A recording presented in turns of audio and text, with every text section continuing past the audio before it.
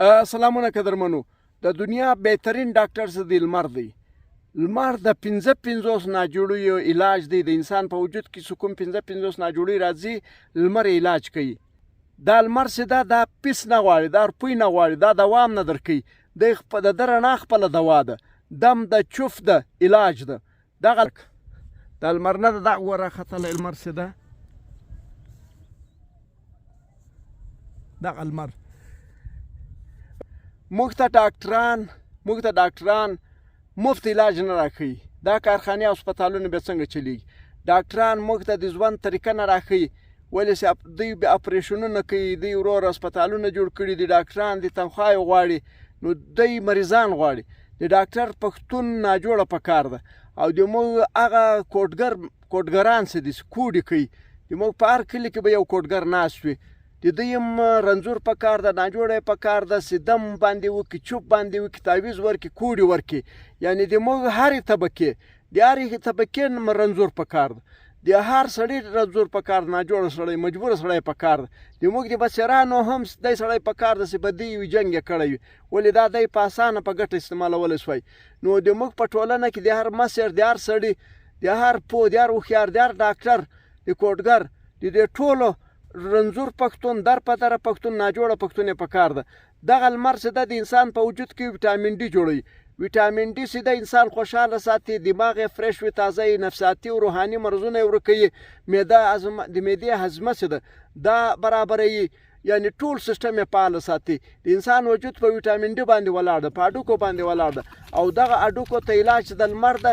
کله چې 40 منټه لمر تاسو په وجود باندې پریوځي، تاسو خپل ملا او لمر ته ورښکاره کړئ 40 منټه، نو داسې د ټوله ورځ به خوشحاله یي، په کور کې به جنګ نه کوئ، د باندې به کار نه درځي.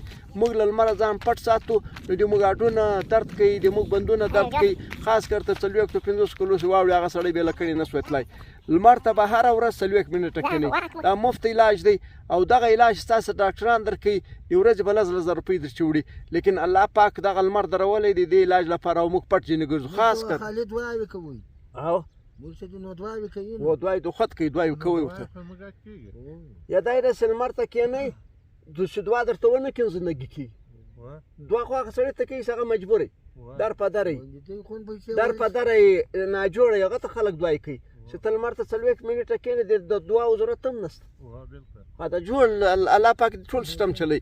بل د موږ خویندې چې دي، د موږ ته خویندې چې دي، خویندې 12 بچیان پیدا کوي. خویندې 12 بچیان پیدا کوي. د دوی هډونه کمزوري، د دوی کلشیم کم وي، ویټامین ډي کم وي. دوی ته د لمر ډېر سخت ضرورت ده. دا تقریبا 40 کلنۍ په 50 کلنۍ کې دا غریب شل سي. او کله د لمر رڼا د دوی په بدن باندې پریوځي، هره ورځ 40 منټه، دوی به تر 8 کلنۍ پورې ځوانې وي. او 12 بچیان به نور پیدا کړي، هېڅ نه پکې چې 40 بچیان پیدا کړي، لا به دوی روغ جوړ وي، بدن به برابر وي، صحتمنده به وي. دغه دا درواغ وایم؟ اوس دا کسان دي، نن موږ ویډیو جوړه کړه، دا عمل به ته بد ښکارېږي، لیکن دا د ژوند ضرورت ته. زه په دې درښکاره کوم، موږ ته ضرورت نشته. په دې درښکاره کوم چې دغه خویونه په ځان کې راولي. یو واک 6,000 ګامه واک، 2 کیلومتره واک ډېر ضروري ده هره ورځ. او یو چې دی لمر ته ملا ښکاره کول، دا ډېر ضروري دي. او دغه دوه عمله که تاسو ترسره کړئ، د تاسې کور به له ناجوړۍ خلاص شي، د کلي او د علاقې هسپتالونه به بند شي، د تاسې کوم میډیکلان دي له میډیکله یو سړی هم ولاکه دوایي یوسي. نو دغه فطري چې کومه زندګي ده، د الله چې کوم ژوند راکړی ده، او د الله نعمتونه دي لکه لمر، له دې ګټه واخلئ، بدن وسا وساتئ. خلک به اعتراض کوي چې دا د ولې ښکارول. دا ژوند دی، ما ژوند درښکاره کړو.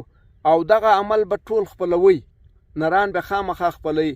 نو هغه د یو طریقه ترتیب دی جوړ کړي. ملا خالي ښکاره کوي، ملا دا د 80% ناجوړۍ علاج ده.